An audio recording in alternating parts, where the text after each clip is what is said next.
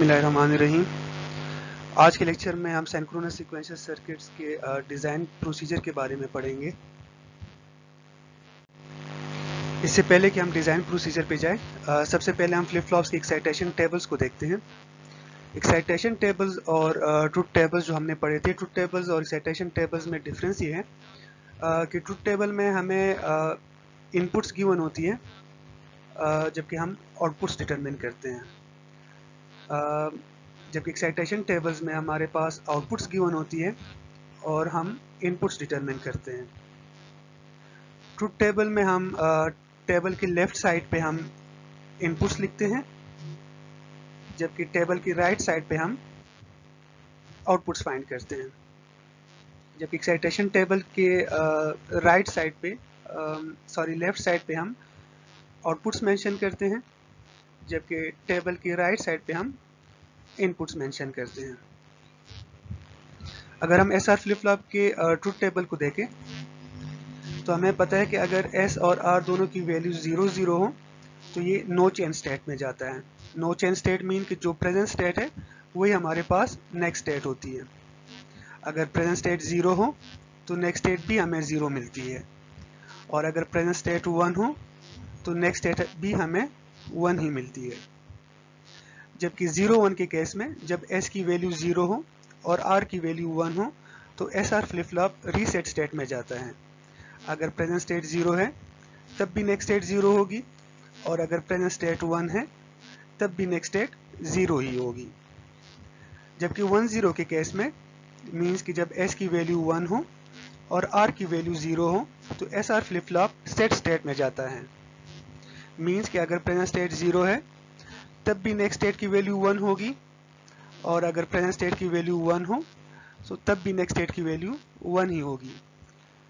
Means कि अगर S की वैल्यू 1 हो और आर की वैल्यू 0 हो तो S R flip flop set state में जाता है, जबकि 1-1 एस आर के केस में इनवैलिड स्टेट होता है। अब एक्साइटेशन टेबल पे आते हैं। एक्साइटेशन टेबल में हम टेबल के लेफ्ट साइड पे आउटपुट्स मेंशन करते हैं, जो कि इस केस में प्रेजेंट स्टेट और नेक्स्ट स्टेट है, जबकि टेबल के राइट साइड पे हम इनपुट्स डिटरमिन करते हैं। अगर प्रेजेंट स्टेट भी 0 हो और नेक्स्ट स्टेट भी 0 हो तो हमने फाइंड करना है कि हमें एस को क्या वैल्यू देनी चाहिए और आर को क्या वैल्यू देनी चाहिए। अगर प्रेजेंट स्टेट भी 0 हो और नेक्स्ट स्टेट भी 0 हो तो ये हमारे पास इसकी दो कम्बिनेशंस बनते हैं। यहाँ पर भी प्रेजेंट स्टेट 0 है और नेक्स्ट स्टेट 0 है, जबकि इस रो में भी प्रेजेंट स्टेट 0 है और नेक्स्ट स्टेट 0 है। सो इसका मतलब ये है कि या तो एस और आर दोनों की वैल्यू 0-0 होनी चाहिए, या एस की वैल्यू 0 हो और आर की वैल्यू 1 हो। सो इसका मतलब ये है कि अगर हमें प्रेजेंट स्टेट 0 है और आर स्टेट भी 0 है तो एस की वैल्यू 0 होनी चाहिए, और आर की वैल्यू 0 भी हो सकती है और 1 भी हो सकती है। सो हम एक्साइटेशन टेबल में एस के कॉलम में 0 लिख देते हैं और आर के कॉलम में x लिख देते हैं। x का मतलब ये है कि इसकी वैल्यू 0 भी हो सकती है और 1 भी हो सकती है, उससे फर्क नहीं पड़ेगा।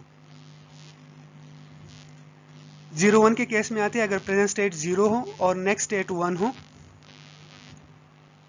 सो अगर हम ट्रुथ टेबल में देखें तो हमारे पास ये एक कॉम्बिनेशन है जिसमें प्रेजेंट स्टेट 0 है और नेक्स्ट स्टेट 1 है। इसका मतलब ये है कि s की वैल्यू 1 होनी चाहिए, जबकि r की वैल्यू 0 होनी चाहिए। s की वैल्यू हम एक्साइटेशन टेबल में 1 मेंशन कर देते हैं और r की वैल्यू हम एक्साइटेशन टेबल में 0 मेंशन कर देते हैं। अगर प्रेजेंट स्टेट 1 हो और नेक्स्ट स्टेट 0 हो तो उसके लिए हमारे पास ये एक कॉम्बिनेशन बनती है। यहाँ पर हम देख सकते हैं कि s की वैल्यू 0 है और r की वैल्यू 1 है। सो हम एक्साइटेशन टेबल में s के कॉलम में 0 लिख देते हैं और r के कॉलम में हम 1 लिख देते हैं। 1-1 के केस में जब प्रेजेंट स्टेट भी 1 हो और नेक्स्ट स्टेट भी 1 हो तो इसके लिए हमारे पास ये दो कॉम्बिनेशन बनती है। या तो s 0 और R 0 होना चाहिए, जो कि नो चेंज स्टेट है। अगर प्रेजेंट स्टेट 1 है तो नेक्स्ट स्टेट भी 1 हमें मिलती है। या हमारे पास ये कम्बिनेशन है 1 0। हमें पता है कि जब S 1 हो और R 0 हो तो नेक्स्ट स्टेट हमें सेट मिलती है। सो इट मीन्स कि हमारे पास S की वैल्यू या तो 0 होगी या 1 होगी, जबकि R की वैल्यू 0 होनी चाहिए। सो अगर हमारे पास प्रेजेंट स्टेट 1 है और नेक्स्ट स्टेट भी 1 है तो S की वैल्यू 0 भी हो सकती है और 1 भी हो सकती है, जबकि R की वैल्यू 0 होनी चाहिए। सो हम S के कॉलम में X लिख देते हैं, जबकि R के कॉलम में हम 0 मेंशन करते हैं। सो ये हमारे पास SR फ्लिप फ्लॉप की एक्साइटेशन टेबल आ जाएगा। अगर प्रेजेंट स्टेट 0 है और नेक्स्ट स्टेट भी 0 है, सो इट मीन्स कि S इनपुट पे 0 हमें देना पड़ेगा, जबकि R कुछ भी हो सकता है, 0 भी हो 1 भी हो, उससे फ़र्क नहीं पड़ेगा। अगर प्रेजेंट स्टेट 0 है और नेक्स्ट स्टेट 1 है तो हमें S को 1 देना पड़ेगा और R को 0 देना पड़ेगा। जबकि अगर प्रेजेंट स्टेट 1 हो और नेक्स्ट स्टेट हमें 0 चाहिए हो तो हमें S को 0 देना पड़ेगा और R को हमें 1 देना पड़ेगा। 1 1 के केस में अगर प्रेजेंट स्टेट 1 है और नेक्स्ट स्टेट भी 1 है तो S की वैल्यू कुछ भी हो सकती है, 0 भी हो सकती है और 1 भी हो सकती है, उससे फ़र्क नहीं पड़ेगा, जबकि R की वैल्यू 0 होनी चाहिए। सो ये हमारे पास SR फ्लिप फ्लॉप का एक्साइटेशन टेबल आ जाएगा। फिर JK फ्लिप फ्लॉप की एक्साइटेशन टेबल को देखते हैं उसी तरीके से जिस तरीके से हमने SR फ्लिप फ्लॉप की एक्साइटेशन टेबल देखी थी। JK के बारे में हमें पता है कि अगर J की वैल्यू 0 हो और K की वैल्यू 0 हो तो ये नो चेंज स्टेट में जाता है। अगर प्रेजेंट स्टेट 0 हो तो नेक्स्ट स्टेट भी 0 होगी, जबकि अगर प्रेजेंट स्टेट 1 हो तो नेक्स्ट स्टेट भी हमें 1 ही मिलती है। 0 1 के केस में अगर J की वैल्यू 0 हो और K की वैल्यू 1 हो तो ये रीसेट स्टेट में जाता है। अगर प्रेजेंट स्टेट 0 हो तब भी हमें नेक्स्ट स्टेट की वैल्यू 0 मिलती है, और अगर प्रेजेंट स्टेट की वैल्यू 1 हो तो तब भी हमें नेक्स्ट स्टेट की वैल्यू 0 ही मिलती है। 1 0 के केस में JK flip flop set state में जाता है, जबकि 1 1 के केस में JK flip flop toggle state में जाता है। टॉगल स्टेट मीन्स कि अगर प्रेजेंट स्टेट 0 है तो नेक्स्ट स्टेट हमें 1 मिलती है, और अगर प्रेजेंट स्टेट 1 है तो नेक्स्ट स्टेट हमें 0 मिलती है। फिर हम इसके एक्साइटेशन टेबल्स पे आते हैं। अगर हमारे पास प्रेजेंट स्टेट 0 है और नेक्स्ट स्टेट 0 हो तो हमारे पास दो कम्बिनेशंस बनती है। एक ये वाली कम्बिनेशन है, जबकि दूसरी हमारे पास ये वाली कम्बिनेशन है। सो अगर हम इन कम्बिनेशंस को देखें तो इट मीन्स कि J की वैल्यू 0 होनी चाहिए। यहाँ पर भी J 0 है, जबकि इस कम्बिनेशन के अगेंस्ट भी J 0 है। सो इट मीन्स कि J की वैल्यू 0 होनी चाहिए, जबकि K की वैल्यू 0 भी हो सकती है और 1 भी हो सकती है। सो हमने J की कॉलम में 0 लिख दिया और K की कॉलम में हमने X लिख दिया। इसी तरीके से हम ये पूरा टेबल फिल कर देते हैं। अगर प्रेजेंट स्टेट 0 है और नेक्स्ट स्टेट 0 है तो J की वैल्यू 0 होनी चाहिए और K की वैल्यू कुछ भी हो सकती है। अगर प्रेजेंट स्टेट 0 हो और नेक्स्ट स्टेट 1 हो तो J 1 होना चाहिए, जबकि K 0 भी हो सकता है और 1 भी हो सकता है। सो उसकी जगह हम X लिख देते हैं। अगर प्रेजेंट स्टेट 1 हो और नेक्स्ट स्टेट 0 हो तो J की वैल्यू कुछ भी हो सकती है, 0 भी हो सकती है और 1 भी हो सकती है, जबकि K को 1 होना चाहिए। 1 1 के केस में J कुछ भी हो सकता है, 0 भी और 1 भी, जबकि K को 0 होना चाहिए। इसी तरीके से हम D फ्लिप फ्लॉप की एक्साइटेशन टेबल बना लेते हैं।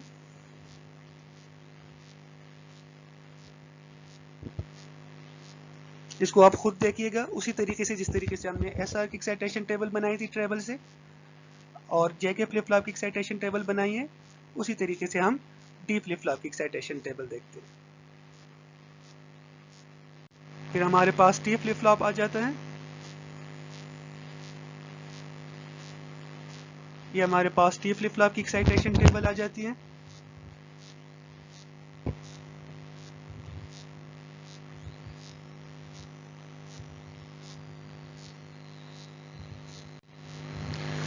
ओके, डिजाइन प्रोसीजर पे आते हैं। Design procedure of synchronous sequential circuits, ये उसके स्टेप्स है।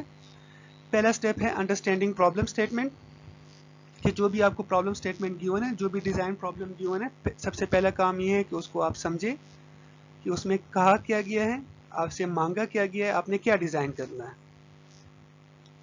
अंडरस्टैंडिंग के बाद जो अगला स्टेप होता है वो स्टेट डायग्राम बनाना होता है। जो प्रॉब्लम स्टेटमेंट गिवन होती है, उस प्रॉब्लम स्टेटमेंट से हम स्टेट डायग्राम बनाते हैं। फिर स्टेट रिडक्शन की जाती है कि जितनी भी एक्स्ट्रा या इररिलेवेंट स्टेट्स हैं या रिडंडेंट स्टेट्स हैं उनको रिमूव करते हैं। फिर स्टेट असाइनमेंट की जाती है, स्टेट्स को बाइनरी वैल्यूज असाइन किए जाते हैं।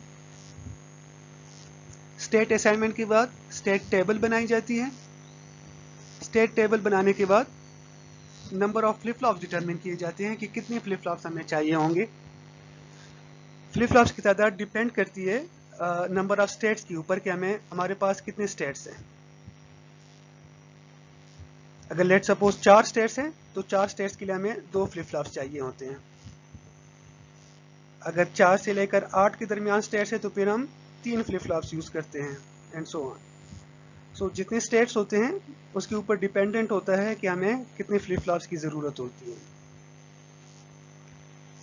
फिर हम आते हैं फ्लिप फ्लॉप चूज करते हैं कि कौन सा फ्लिप फ्लॉप हमने यूज करना है। एसआर फ्लिप फ्लॉप यूज करना है, जेके फ्लिप फ्लॉप यूज करना है, डी फ्लिप फ्लॉप यूज करना है या टी फ्लिप फ्लॉप यूज करना है। आप कोई सा भी फ्लिप फ्लॉप यूज कर सकते हो, उसमें कोई इशू नहीं होता। किसी भी डिजाइन प्रॉब्लम में आप एसआर भी यूज कर सकते हो, जेके भी यूज कर सकते हो, डी फ्लिप फ्लॉप भी यूज कर सकते हो और टी फ्लिप फ्लॉप भी यूज कर सकते हो। जो पहली चीज आपने कंसीडर करनी है वो है अवेलेबिलिटी, कि कौन सा फ्लिप फ्लॉप आपको आसानी से अवेलेबल है। जो ज्यादा आसानी से अवेलेबल है आपको, आप वही यूज करें। इसके अलावा कुछ फ्लिप फ्लॉप्स ऐसे हैं जो कि कुछ एप्लीकेशन में उनके साथ काम करना आसान होता है। लाइक अगर हम एसआर फ्लिप फ्लॉप या डी फ्लिप फ्लॉप की बात करें तो जितनी भी हमारे पास स्टोरेज एप्लीकेशंस हैं या रजिस्टर्स हैं, उनमें अगर हम एसआर फ्लिप फ्लॉप यूज़ करें या डी फ्लिप फ्लॉप यूज़ करें तो हमारा डिज़ाइन प्रोसेस आसानी से कंप्लीट होता है एज़ कम्पेयर टू जेके या टी फ्लिप फ्लॉप। इसका मतलब हरगिज़ ये नहीं है कि आप इन एप्लीकेशन में जेके फ्लिप फ्लॉप या टी फ्लिप फ्लॉप यूज़ नहीं कर सकते, आप उनको यूज़ कर सकते हो। लेकिन अगर एसआर फ्लिप फ्लॉप अवेलेबल है आपको या टी फ्लिप फ्लॉप अवेलेबल है और आपने कोई स्टोरेज एप्लीकेशन बनानी है तो बेहतर यही है कि आप एसआर या डी यूज़ करें, क्योंकि इससे डिज़ाइन काफ़ी आसान हो जाता है। सिमिलरली अगर आपने कोई काउंटर डिज़ाइन करना है, कोई ऐसी एप्लीकेशन जिसमें काउंटिंग हो, कोई काउंटर आप डिज़ाइन करते हो, तो बेहतर यही है कि आप टी फ्लिप फ्लॉप यूज़ करें। अगेन मैं कहूँगा कि इसका मतलब हरगिज़ ये नहीं है कि आप बाकी फ्लिप फ्लॉप यूज़ नहीं कर सकते, आप बाकी भी यूज़ कर सकते हो, लेकिन टी फ्लिप फ्लॉप के साथ ये वाला काम आसान हो जाता है। और अगर कोई जनरल एप्लीकेशन है तो बेहतर ये रिकमेंड ये किया जाता है कि आप जेके यूज़ करें। लेकिन पहली जो चीज़ आपने देखनी है वो है अवेलेबिलिटी। जो सबसे ज़्यादा आपको आसानी से अवेलेबल है, बेहतर यही है कि आप वही फ्लिप फ्लॉप को यूज़ करें। इसके बाद हम आते हैं सर्किट एक्साइटेशन टेबल पे। Circuit excitation and output table बनाने के बाद हम आउटपुट के सर्किट आउटपुट और फ्लिप फ्लॉप की इनपुट फंक्शंस डिटरमिन करते हैं, मिनिमाइज्ड फंक्शंस डिटरमिन करते हैं कि हमारे पास फ्लिप फ्लॉप जो हम यूज़ कर रहे हैं उनके क्या इनपुट फंक्शंस बनते हैं हमारे पास, और जो सर्किट का जो आउटपुट है उसका क्या फंक्शन बनता है। वो डिटरमिन करने के बाद आखिरी स्टेप में हम लॉजिक डायग्राम ड्रा करेंगे।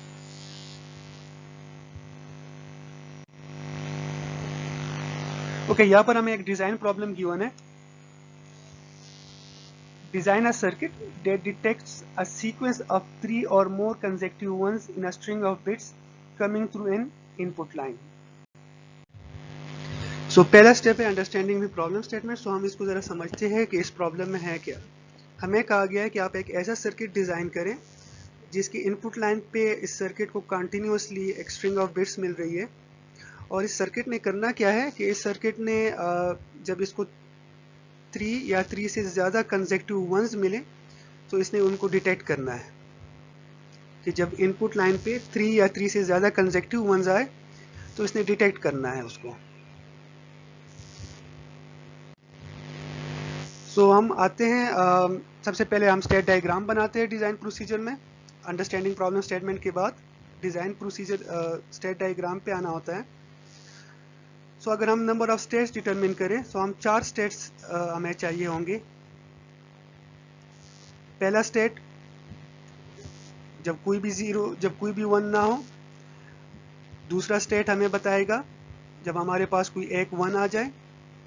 तीसरा स्टेट हमें बताएगा जब 2 1s आ जाए कंसेक्टिवली। और चौथा स्टेट हमें ये बताएगा कि जब 3 कंसेक्टिव 1s आ जाए या 3 से ज़्यादा कंसेक्टिव 1s आए तो वो हमें 4 स्टेट बताएगा। इस केस में हमने S0 ये हमारे पास इनिशियल स्टेट होगी। S1 जब कोई एक 1 आ जाए हम इस स्टेट में जाएंगे। जब 2 1s आ जाए तो हम S2 स्टेट में जाएंगे। और जब 3 1s आ जाए तो हम S3 स्टेट में जाएंगे। S3 स्टेट में हम तब तक फिर रहेंगे जब 1s आते रहेंगे।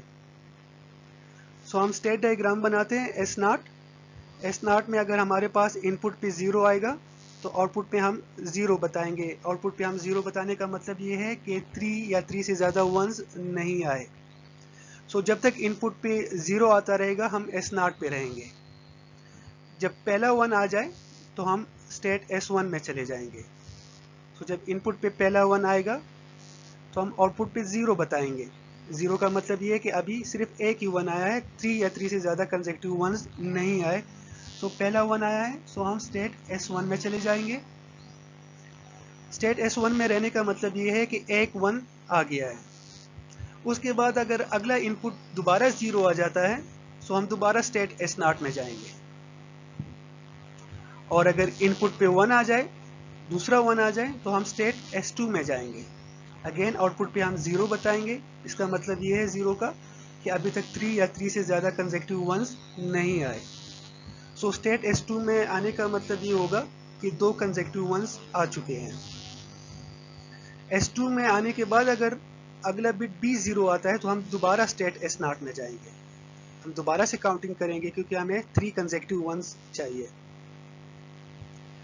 और अगर स्टेट S2 में हम है और एक तीसरा 1 आ जाता है तो हम स्टेट S3 में जाएंगे। S3 में आने का मतलब ये है कि 3 कंसेक्टिव 1s आ गए हैं। फिर उसके बाद अगर जितने भी 1 आते हैं हम स्टेट S3 में रहेंगे और हम आउटपुट पे 1 बताएंगे। आउटपुट पे अगर 1 मिलता है तो उसका मतलब ये है कि 3 या 3 से ज़्यादा कंसेक्टिव 1s आ रहे हैं या आ चुके हैं। और अगर S3 में रहते हुए इनपुट पे अगर 0 आ जाता है तो हम आउटपुट पे 1 बताएंगे। 1 का मतलब ये है कि 3 या 3 से ज़्यादा 1 आए हुए हैं। और हम दोबारा स्टेट S0 में जाएंगे क्योंकि वो कंसेक्टिव 1s की जो स्ट्रिंग है वो टूट जाती है। सो स्टेट S0 में इनिशियल स्टेट है हमारी पास।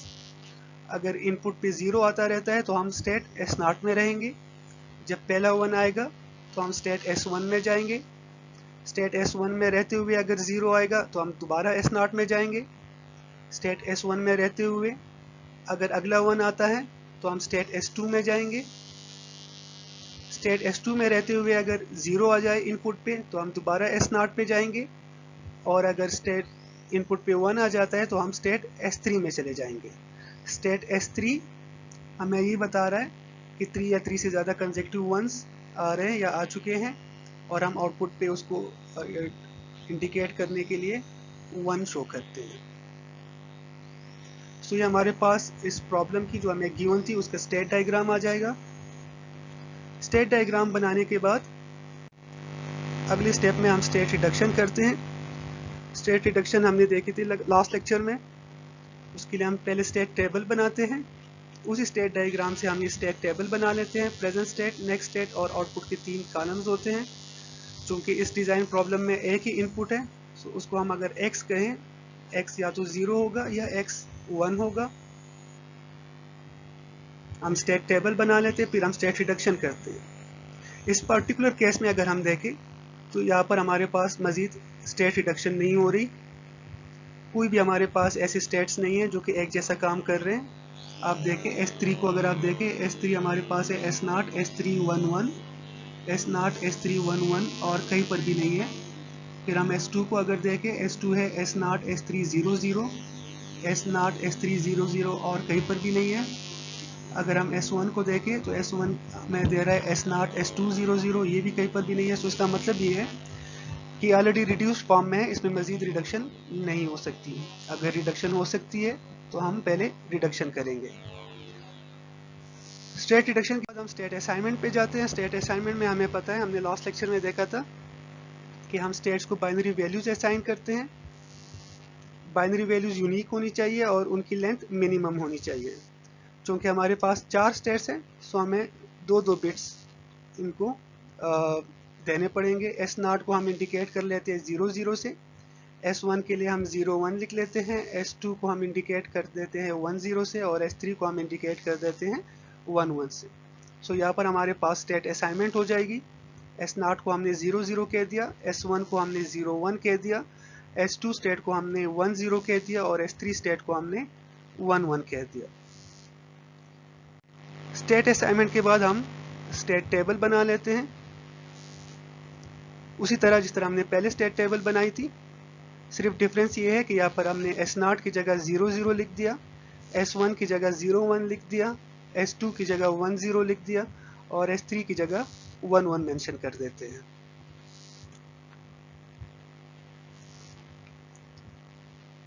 स्टेट टेबल के बाद हम number of flip flops determine करते हैं। चूँकि 4 स्टेट्स है, सो हमें 2 फ्लिप फ्लॉप्स की ज़रूरत होगी। उनको हमने नेम असाइन कर दिए A और B, ये लेटर सिंबल्स हैं, इनसे हम इनको डिफ्रेंशिएट करेंगे। एक होगा फ्लिप फ्लॉप A और दूसरा होगा flip flop B। 2 flip flops इसलिए हमें चाहिए क्योंकि हमारे पास 4 स्टेट्स हैं। फिर उसके बाद हम टाइप ऑफ फ्लिप फ्लॉप्स पे आ जाते हैं। सो इस केस में हम D फ्लिप फ्लॉप चूज करते हैं। फिर उसके बाद हम circuit excitation and output table पे आते हैं। Circuit excitation and output table state table की तरह ही होती है। अगर आप ये देखें, present state, input, next state और आउटपुट, सिर्फ एक कॉलम इसमें एक्स्ट्रा आ गया, वो है फ्लिप फ्लॉप इनपुट्स का कॉलम। जो कि हमने डी फ्लिप फ्लॉप चूज किया था, डी फ्लिप फ्लॉप की एक ही इनपुट होती है डी। सो एक हमारे पास इसमें सब कॉलम बनेगा डी ऑफ ए, मतलब फ्लिप फ्लॉप ए का, फ्लिप फ्लॉप ए की इनपुट और फ्लिप फ्लॉप बी की इनपुट को हमने कह दिया डी ऑफ बी। इन टेबल्स को डी ऑफ ए और डी ऑफ बी को हम फ्लिप फ्लॉप की एक्साइटेशन टेबल की हेल्प से फिल करते हैं। फ्लिप फ्लॉप की एक्साइटेशन टेबल्स हमने इस लेक्चर के स्टार्ट में हमने देखे थे। अगर हम डी फ्लिप फ्लॉप की एक्साइटेशन टेबल्स में हम देखें तो प्रेजेंट स्टेट ऑफ ए और नेक्स्ट स्टेट ऑफ ए को देख के हम डी ऑफ ए को फिल करेंगे और present state of B, next state of B को देखते हुए हम डी ऑफ बी को फिल करेंगे डी फ्लिप फ्लॉप की एक्साइटेशन टेबल की हेल्प से। अगर प्रेजेंट स्टेट ऑफ ए 0 हो और next state of A B 0 हो तो डी ऑफ ए की वैल्यू 0 होनी चाहिए according to the excitation table of flip flop D. इसी तरीके से हम फ्लिप फ्लॉप बी को देखेंगे कि उसकी प्रेजेंट स्टेट और नेक्स्ट स्टेट को देखते हुए हम डी ऑफ बी के कॉलम को फिल करेंगे according to the excitation table of flip flop B. Excitation table में आपको पता है कि हमारे पास प्रेजेंट स्टेट और नेक्स्ट स्टेट गिवन होती है और हम फ्लिप फ्लॉप की इनपुट फाइंड करते हैं। सो अगर हम डी फ्लिप फ्लॉप की एक्साइटेशन टेबल को देखेंगे तो उसमें हमारे पास प्रेजेंट स्टेट होगी, नेक्स्ट स्टेट होगी और डी की वैल्यू होगी। सो यहाँ पर हम प्रेजेंट स्टेट ऑफ ए देखेंगे, फिर उसकी करस्पॉन्डिंग नेक्स्ट स्टेट ऑफ ए देखेंगे और जो भी एक्साइटेशन टेबल में उसकी करस्पॉन्डिंग वैल्यू होगी वो हम डी ऑफ ए के कॉलम में लिखेंगे। सिमिलरली अगर हम डी ऑफ बी के कॉलम को फिल करें तो उसके लिए हम फ्लिप फ्लॉप बी के प्रेजेंट स्टेट को देखेंगे और नेक्स्ट स्टेट को देखते हुए डी ऑफ बी को फिल करते हैं।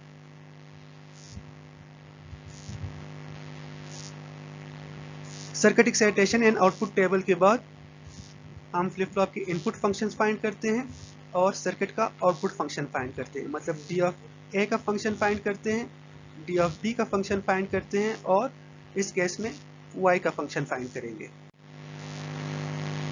तो उसी टेबल से ये हमारे पास डी ऑफ ए का फंक्शन आ जाएगा, डी ऑफ बी का फंक्शन आ जाता है और वाई का फंक्शन आ जाता है in terms of present state A B और इनपुट एक्स। सो उसी टेबल से हम ये 3 फंक्शंस फाइंड करेंगे, फिर करनॉफ की हेल्प से हम इनको मिनिमाइज करते हैं, तो हमारे पास डी ऑफ ए की वैल्यू आ जाती है A of X plus B of X, और डी ऑफ बी की वैल्यू हमारे पास आ जाएगी A of X plus B prime X, जबकि वाई की वैल्यू हमारे पास आ जाती है ए बी। तो ये 3 हमारे पास इस पर्टिकुलर डिज़ाइन में ये हमारे पास इनके फंक्शंस आ जाएंगे। 2 फंक्शंस है फ्लिप फ्लॉप के इनपुट के, और एक फंक्शन है सर्किट के आउटपुट का, जो कि है वाई। फिर इनसे हम लॉजिक डायग्राम बनाते हैं। 2 फ्लिप फ्लॉप से D of A flip flop और बी फ्लिप फ्लॉप, जो कि इस केस में डी डिनोट कर रहे हैं। सो डी ऑफ ए से यहाँ पर हम डी ऑफ ए का फंक्शन इंप्लीमेंट कर देते हैं, जो कि था A into X plus B into X. ये हमारे पास डी ऑफ ए को हम इनको फीड कर देंगे। डी ऑफ बी के फंक्शन यहाँ पर इंप्लीमेंट कर देते हैं, और सर्किट का जो आउटपुट फंक्शन है y, जो कि इक्वल था a इंटू बी के, वो हम इंप्लीमेंट कर देते हैं। सो ये हमारे पास इसकी लॉजिक डायग्राम आ जाएगी।